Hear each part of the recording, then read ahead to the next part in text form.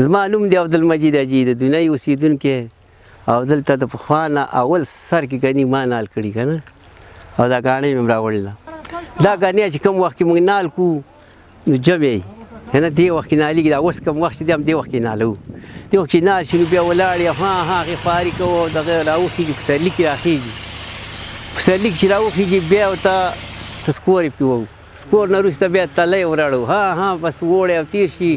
منی راشي نو دې وخت کې بیا ریبو کال باندې دا ریبل کېږي یو کال سر دا ولاړې چې کوم وخت وکړ شي په هغه وخت ریبل کېږي بیا چې راوریبو بیا یې ګاڼۍ له راوړو ګاڼۍ کې ګاڼۍ کوو ګاڼۍ کې ورکوي او بس بیا یې اوبه کې وباسو اوبو نه بیا یې کړي ته اچوو شربت کېږي شربت نه پخه شي ګوړه شي په دې کړي کې چې ګوړه شوه بیا تره ورته وایي دغه دغه کلال کوتړی دی کوتړي باندې پخېږي دا په بل شي کې پخېږي هم نه په غیر د کوتړي نه اوس به په خانک کې کېږي نه په بل شي کې کېږي او ګوړه کېږي نه چې دغه کوتړی نه یا خښتې نه یې دې کې نه پخېږي موږ چې ګاڼۍ شروع کړو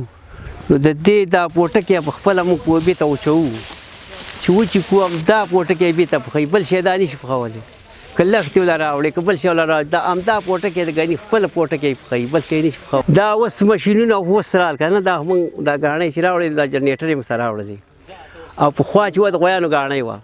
د غویانو ګاڼۍ به هم کوله غویان به 4 ګنټې به غویان ګرځېدم یو دوه ګني به ورکول او دغه به هم تخښ کړی بیلر لاندې و ځمکه کې هغې کې به سپی ورغلی او بیلر ته به چوړېده هغه بیلر چې به ډک شو بیا به هم بل بیلر ته راړول یو جیره پټیا چې دی چې کم وکړي همدا 2 خرواره 3 خرواره ګوړه دا ګوړه ښه د پاکستان هغې کې خو 3 4 دی رنګ کاټونه اچوي پوه شولې دا خو پاکې ګوړې دي صفا ښایسته نه پکې رنګ کاټ شته نه پکې بل څه شته ور صفا ده دې پټي چې څنګه وړی مخه شه دې ګوړه ده